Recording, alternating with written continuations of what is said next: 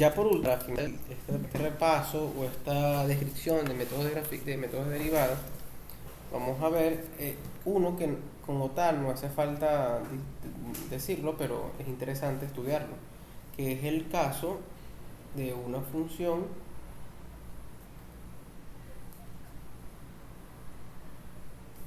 elevada a otra función. Por ejemplo, supongamos que tenemos f de x elevado a la g de x. ¿Ok? Bueno, pues esta notación está mala, disculpen el error. F a la g de x. ¿Ok? Supongamos que tenemos ese tipo de ejercicio. ¿Ok? Bueno, la derivada como tal no es que sea una fórmula, hay que aplicar un truco, que es aplicar simplemente el logaritmo neperiano del exponencial, perdón, al revés, la exponencial del logaritmo neperiano de a todo esto, f a la g de x. ¿Por qué hacemos esto? Si nos damos cuenta, por propiedades de logaritmo neperiano, este g de x baja como a multiplicar. Esto puede ser exponencial de g de x que multiplica al logaritmo neperiano de f de x. ¿Ok? Entonces, en realidad, aquí sí es f de x, perdón. Es así. ¿Ok? En realidad, recuerden que el exponencial y el logaritmo son funciones inversas. Entonces, en teoría no hemos hecho nada, solo hemos hecho manipulaciones algebraicas. Entonces, esto como tal, si se dan cuenta, sí es fácil. Bueno, no es que sea fácil, pero sí se sabe cómo derivar. Porque aquí podemos aplicar la regla de la cadena y la fórmula de derivada del producto.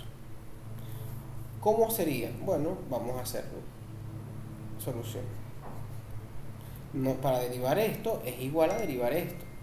La derivada del exponencial, esta es una regla de la cadena. Entonces, la derivada del exponencial es ella misma por el argumento que queda exactamente igual.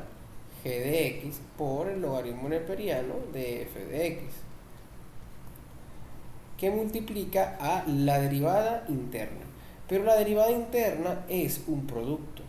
Entonces sería la derivada del primero por el segundo sin derivar. Aquí me falta un paréntesis, disculpen. ¿Ok? La derivada del primero, faltó la derivada de la prima, por el segundo sin derivar, más el primero sin derivar por el segundo derivado.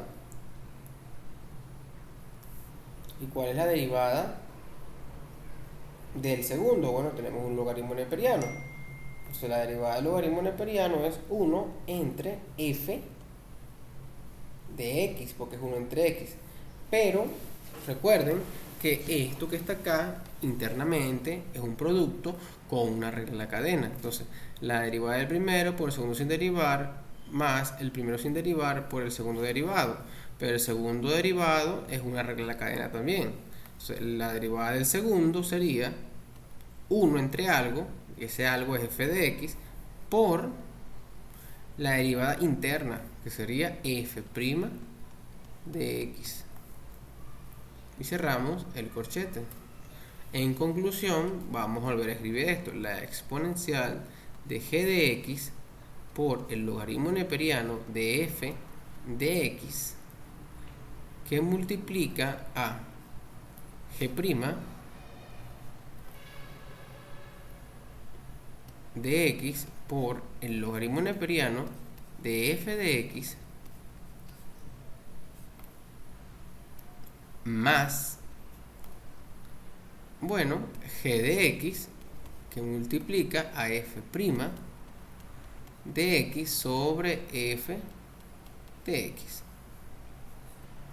Y por último, para terminar, hay que darnos cuenta de que este término que está acá, todo este término que está acá multiplicando, es este mismo término que está acá. Y este término que está acá es exactamente igual a esto que está acá. Por lo tanto, podemos seguir, esto se simplifica f de x por g de x, que multiplica a, vamos a escribirlo con paréntesis mejor, un poquito más grandes, g' de x por el logaritmo neperiano de f de x más g de x, que multiplica a f' de x sobre f de x.